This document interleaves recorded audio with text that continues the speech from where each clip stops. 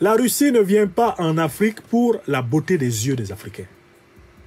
Dans cette vidéo, le professeur Franklin Nyamsi nous dévoile les stratégies subtiles de la Russie en Afrique et l'importance capitale de ce continent dans l'échiquier mondial.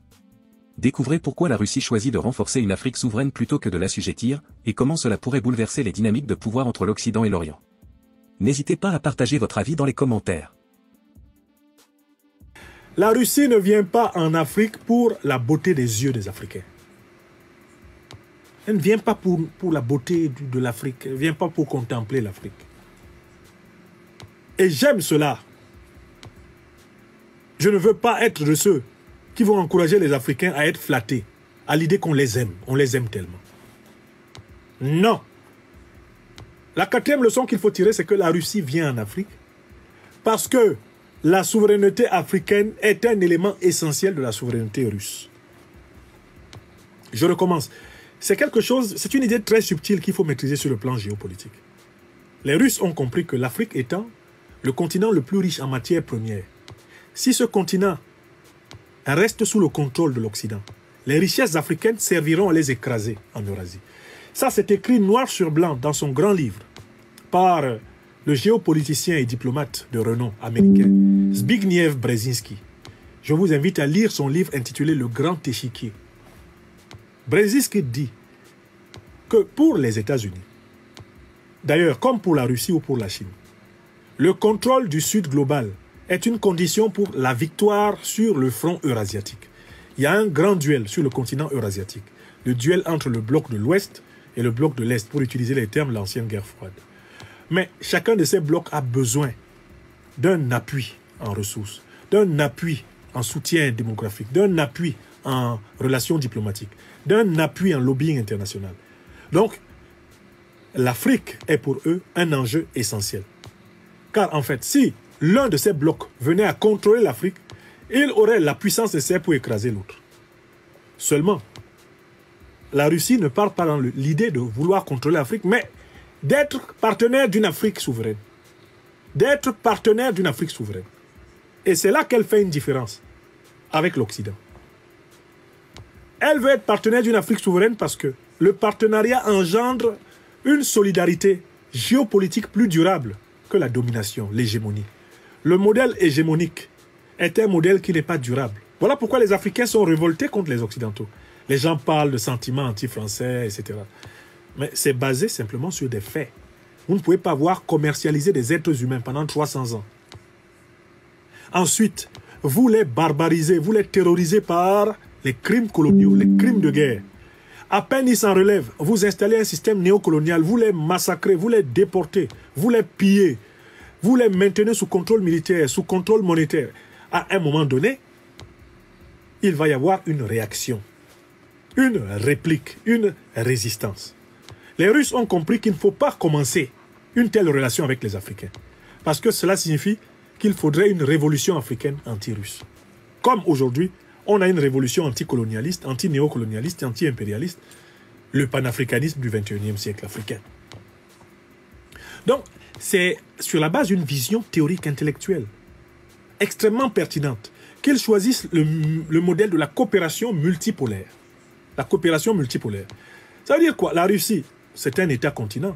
La Russie n'a pas besoin de nous occuper et de nous dominer. Mais la Russie a besoin que nous constituions des entités politiques assez fortes et que nous soyons ses amis en Afrique. De telle façon qu'elle sache qu'elle peut compter sur nous pour empêcher l'Occident de l'écraser, elle. Pour empêcher quelque puissance que ce soit de l'écraser en s'appuyant sur nos ressources. Donc c'est pour se protéger que la Russie veut renforcer les capacités africaines. Elle a doublement compris qu'il vaut mieux que l'Afrique soit souveraine pour que l'amitié avec l'Afrique soit une amitié durable. Car il n'y a d'amitié qu'entre égaux. Mais de l'autre côté, elle a bien compris qu'il ne faut surtout pas laisser l'Occident dominer l'Afrique. Parce que le jour où l'Occident contrôle complètement l'Afrique, les ressources africaines serviront à écraser la Russie. Voilà ce que j'appelle les Africains à apprécier. Les Russes sont là sur la base d'un calcul rationnel, d'un raisonnement logique, d'un raisonnement moral et politique, et bien sûr d'un raisonnement idéologique, puisqu'ils sont liés aux luttes anticolonialistes et anti-impérialistes africaines du XXe siècle. Eh bien, ils s'appuient sur cet inconscient positif, cette mémoire positive de lutte commune, de résistance commune. Ils s'appuient là-dessus pour construire leurs intérêts. La Russie vient en Afrique pour ses intérêts à elle. Mais des intérêts bien compris. Car il y a deux manières de comprendre les intérêts. La manière hégémonique et la manière partenariale. Les Russes s'efforcent de développer une compréhension partenariale de leurs intérêts vitaux. Alors que les hégémonistes occidentaux sont restés dans la logique de nous écraser, nous dominer, nous imposer en permanence leur monnaie, nous imposer leurs théories, leurs idéologies, nous imposer leurs bases militaires, tout nous imposer. Voilà les raisons pour lesquelles j'estime que la dernière tournée de M. Lavrov en Afrique est un succès.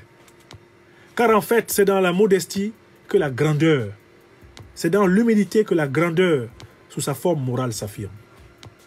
L'attitude de la puissance russe en Afrique est celle d'une grande puissance qui sait faire preuve d'humilité.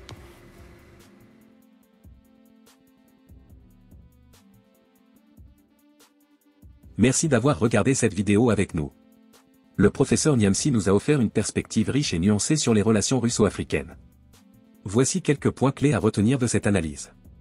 1. Partenariat souverain contre domination hégémonique. La Russie adopte une approche de partenariat avec l'Afrique, préférant renforcer la souveraineté des nations africaines plutôt que de les contrôler, contrairement à l'Occident. 2. Importance stratégique de l'Afrique. En raison de ses vastes ressources naturelles, le contrôle de l'Afrique est crucial pour toute puissance cherchant à dominer le front eurasiatique. 3. Solidarité géopolitique durable. Un partenariat fondé sur la souveraineté et le respect mutuel crée une alliance plus solide et durable qu'une relation basée sur la domination. 4. Réponse aux politiques occidentales. L'approche de la Russie est également une réponse aux politiques néocoloniales et impérialistes de l'Occident, qui ont souvent engendré des sentiments anti-occidentaux en Afrique. Ces points nous invitent à réfléchir sur les enjeux contemporains et les transformations possibles du paysage géopolitique mondial, surtout sur la différence entre la présence de la Russie et de l'Occident en Afrique. Je vous laisse avec les propos de Poutine concernant la présence et la vision bien claire de la Russie en Afrique. N'oubliez pas de liker, commenter, et vous abonner pour ne rien manquer de nos futures analyses géopolitiques. À très bientôt. Je pense qu'il y a une sorte de ressentiment. Mais lorsque nous avons entretenu des contacts directs avec le président français Emmanuel Macron, nous avons parlé assez ouvertement de ce sujet. Nous ne sommes pas allés en Afrique pour forcer la France à en sortir. Le problème est différent. Le célèbre groupe Wagner a d'abord réalisé un certain nombre de projets économiques en Syrie, puis s'est déplacé vers d'autres pays africains. Le ministère russe de la Défense a apporté son soutien, mais uniquement parce qu'il s'agit d'un groupe russe, rien de plus. Monsieur Poutine a affirmé que le principal problème du président Macron est la concurrence avec l'organisation paramilitaire russe Wagner. Il est probablement plus commode d'être offensé par quelqu'un sans voir ses propres problèmes. Peut-être qu'une réaction aussi aiguë et plutôt émotionnelle de la part du président français est également liée à ce qui se passe dans certains États africains. Bien que je connaisse d'autres pays africains où l'on menace la présence française calmement et où l'on dit que oui, tout nous convient, nous sommes prêts à travailler avec eux, dans d'autres pays, on ne le fait pas. Nous n'avons rien à voir avec cela. Nous n'incitons personne là-bas. Nous ne montons personne contre la France. Le